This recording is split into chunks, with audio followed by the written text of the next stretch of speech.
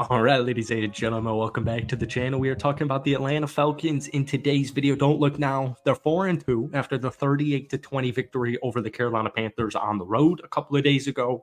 They have now actually won 3 straight NFC South games. But folks, don't look now because the Atlanta Falcons, who started the season 1-2, do not look at their final 6 games because as it stands right here, right now, all extremely winnable. The Atlanta Falcons could actually win, 12 football games this season still, which sounds crazy to say.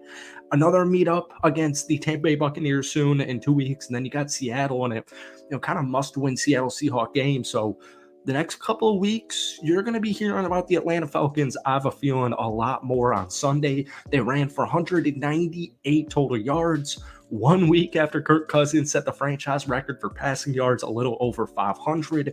We saw Kyle Pitts get involved. We saw Drake London get involved. We saw Bijan Robinson, Tyler Algier. All of their playmakers on the offensive side were getting the job done. Captain Kirk Cousins also staying clean. The Falcons gave up or allowed no sacks on offense. Folks, this is why you signed Kirk Cousins. It really is. And I remember making so many Falcons videos last year. With Desmond Ridder at the helm. I think you guys played him week 1. Didn't you play Carolina week 1 with Bryce Young? I am so glad it's not like these 22-19 victories anymore.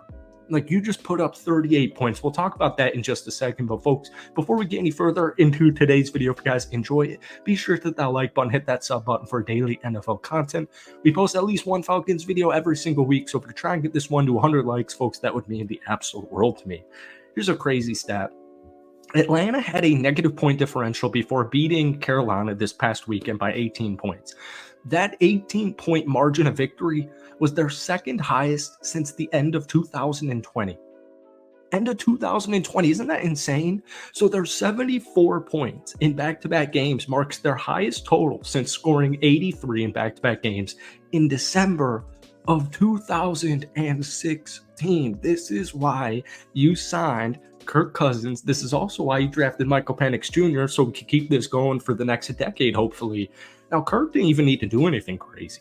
Threw for 225 yards and a touchdown to Drake London. Let's call him Drake Allen. 19-30, nothing crazy. What we really saw, first off, Drake London's emerging as like why Drake London was drafted. The last couple of years have been extremely underwhelming considering like Bijan's rookie season, Kyle Pitts last couple of years, Drake London last couple of years.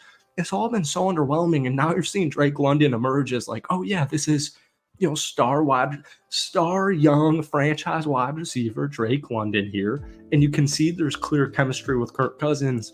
But the real bread and butter of this Atlanta Falcons team is the running department. Like we alluded to, they had 198 total yards of rushing, just about almost 200. They had 3 total rushing touchdowns. Bijan Robinson, 95 yards on 2 touchdowns on only 15 carries. He averaged 6.3 yards per carry. And then you had Tyler Algier, 105 yards and a touchdown, averaging 5.8 yards per carry on 18 attempts. Tyler Algier is running back number 1 on like most NFL teams, or at least a lot of NFL teams. And the Atlanta Falcons have both. And we always say it. They like Atlanta's offensive line. It's so good. It's so underrated. They've been really solid in pass protection as of late, but run blocking is the best in the business. I know there's teams like Detroit's got a really good offensive line, but Atlanta's running protection, it's phenomenal. And that's the bread and butter there. If you can control the line of scrimmage, if you can control the time of possession on both sides of the football line of scrimmage, you're going to win a lot of football games.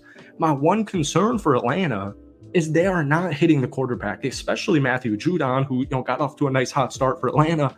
They're not hitting the quarterback, or they're at least not taking him down for sacks. So we'll talk about that towards the end of the video. Sunday was actually Bijan's first career game where he had multiple rushing touchdowns in a game, and he had that by halftime. The Falcons held the ball for 18 and a half minutes for the second half and outscored Carolina 16-3 in the second half. So it started a little bit weird.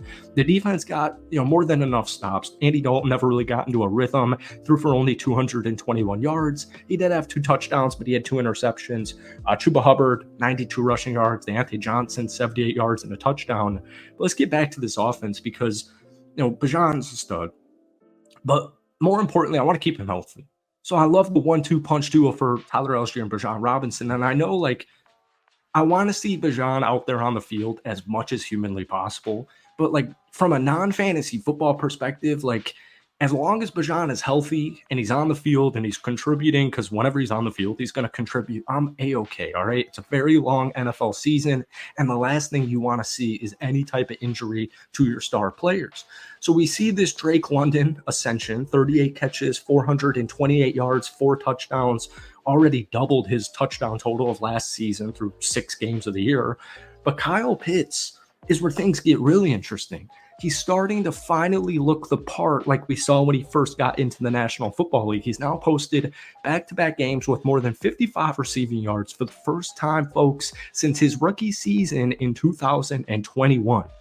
88 yards against Tampa Bay a week ago, and then he had 3 catches for 70 yards on Sunday against Carolina, including another 50-pluser. He had a 52-yard catch to start off the game. So Kyle Pitts is ascending. Drake London's ascending. My running backs are in rhythm. My quarterback's in rhythm. My quarterback, Kirk Cousins, he's back. He's getting in bed. He's getting healthier and healthier and healthier every single week. And honestly, probably every single day of that passes from that torn Achilles in, I believe, week 8 of last season. Now, defensively, guys like A.J. Terrell is a stud. Terrell's a stud, all right? People know that. Clark Phillips III with an interception. He's been really nice as of late, especially. Landman had a couple of forced fumbles. I just need to see the sacks.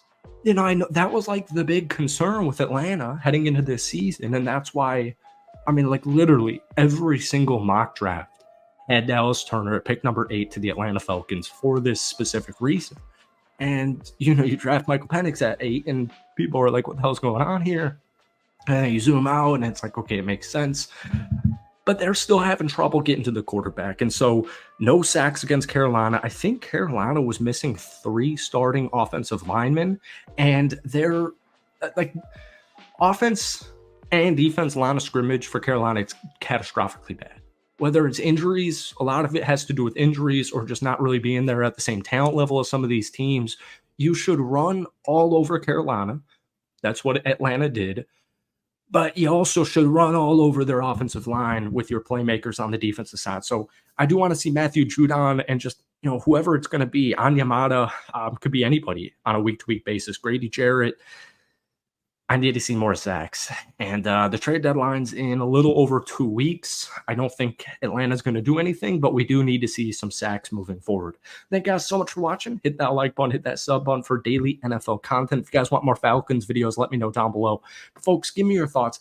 Give me a good for Atlanta and give me a bad 6 weeks into the regular season. We'll see you as the week progresses. Have a great couple of days. We'll see you soon.